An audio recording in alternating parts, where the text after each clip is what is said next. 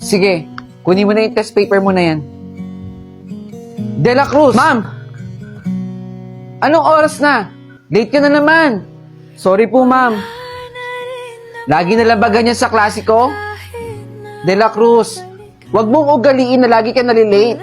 Kasi malaking epekto yan sa attendance mo. Sana naiintindihan mo. Opo, ma'am, naiintindihan ko po. Sige na, maupo ka na. Anyone, kung sinong pwedeng sumagot dito sa tanong na to? De La Cruz! Pakitapik nga si De La Cruz! De La Cruz, gumising ka. Kanina ka pa tinatawag ni ma'am. Ma'am, tulog ka ng tulog sa klase ko. Alam mo kung gusto mong matulog, tapusin mo muna yung klase ko, pumunta ka ng library mamaya. O sige, De La Cruz, stand up. Anong sagot dito? Remain standing, ha? Okay, sige. Fernando. Oh, congratulations, ha? Napakataas ang score mo.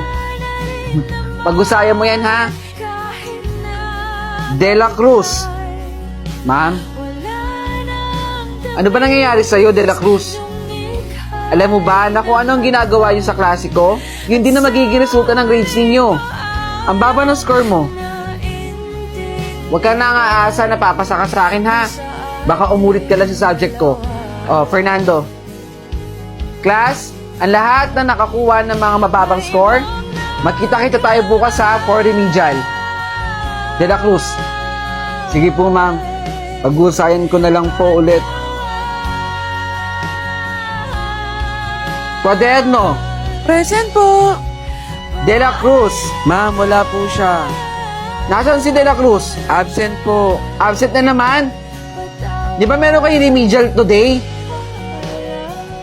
Ay nako, De La Cruz. Fernandez?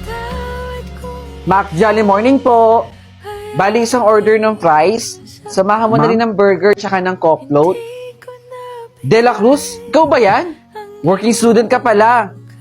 Ba't hindi mo agad sinabi sa akin? Ma'am, Sorry po. Sorry po, hindi po nakaka-attend madalas sa klase ninyo. Pasensya na po kung lagi pong mababa yung score ko. Totoo lang po, nahihirapan ako pero wala naman po kasing ibang tutulong sa akin eh. Kundi yung sarili ko lang po. Pero hayaan nyo, ma'am. Babawi po ako sa klase ninyo.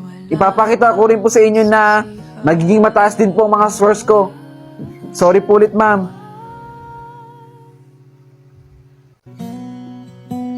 Carlo! Bakit, Brian? Pakopya ako. Baka mahuli tayo ni ma'am. Di naman tayo makikita ni ma'am. Bilis! Oh! Yan. Sige, bibilisan ko lang. Bilisan mo lang, ha? Bilis! Brian! Oh, ito na. Salamat, ha? Sige, walang anuman. Tara na, Carlo. Kain na tayo. Brian. Oh. Bakit parang ang lungkot mo? Wala. Huwag mo ko isipin. Wala kang baon. Ano ka ba? Anong silbi ko dito sa mundo? Kaibigan mo ako, di ba? Seatmate mo pa nga ako eh. Huwag ka magalala. May baon ako dito. Hindi tayo pinalaki ng magulang natin para maging madamot. Oh, sure tayo. Talaga ba? Sigurado ka? Huwag ka naman lungkot dyan. Parang hindi kita kaibigan eh. Tara na. Salamat.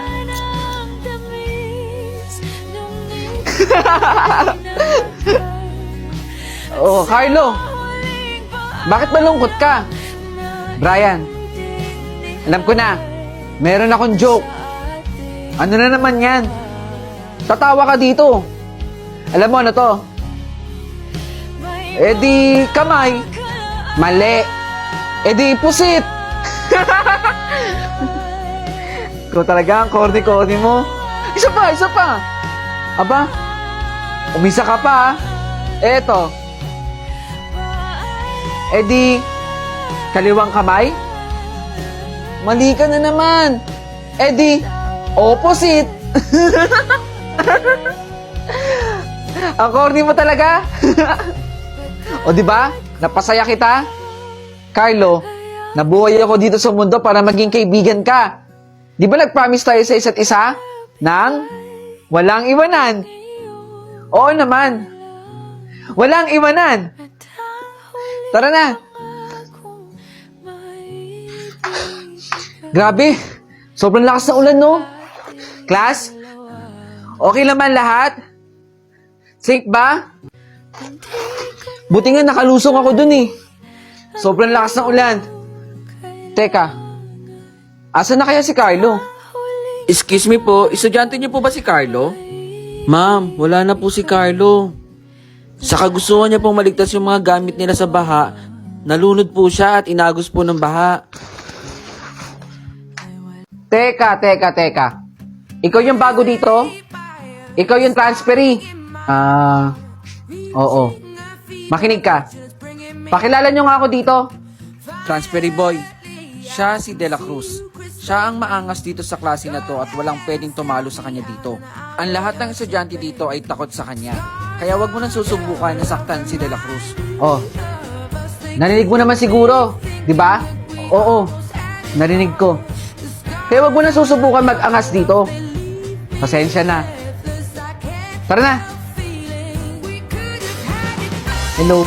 Pwede ba akong umu-ops? Ako dito sa likod. Doon ka sa harap. Doon. Ano? Hindi ka pa ikilos?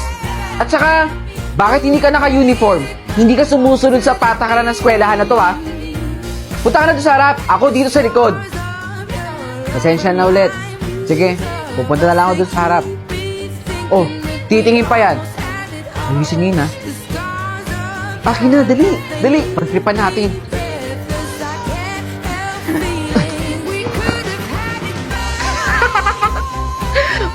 Sino yung namato? Hoy, sino namato dun, no? Dun sa boy transferee. Mahiya naman kayo. Napapahiya yung eskwelahan natin. Mami na po kayo kung sino yung namato, oh. Oy, sino ba yung namato na yun? Mamin na. Napapahiya yung school natin, transferee pa naman yan, oh. Teka. Anong oras na, oh? Wala pa rin pa yung teacher natin? Tagal-tagal na tayo pinag-iintay dito, ha? Oh. Boy transferee. Saan ka pupunta? Bida-bida ka na naman siguro, no? Sabi ko sa'yo, ayoko ng bida-bida dito sa klase na to, ha? Ako lang ang maangas dito.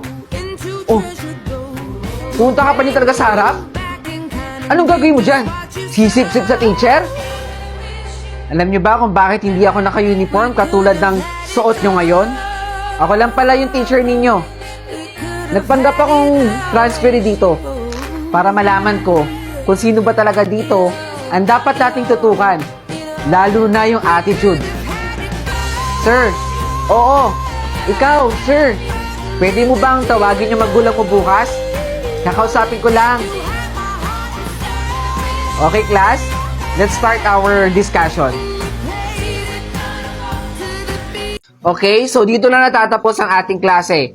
Huwag niyong kalilimutan ang assignment bukas, ha? Pwede na kayo mag-lunch break ngayon. De La Cruz! Magdahan-dahan ka! Sorry po, ma'am. Saan kaya pupunta yun? At nagmamadali si De La Cruz. Ali, ang aral sa napag-usapan natin ngayon ay maging masaya tayo sa tagumpay ng ating mga kaibigan at pamilya. Ayan, sige. Lunch break nyo na ulit. De La Cruz! Pasensya na po ulit, ma'am. Nagmamadali ka na naman ba?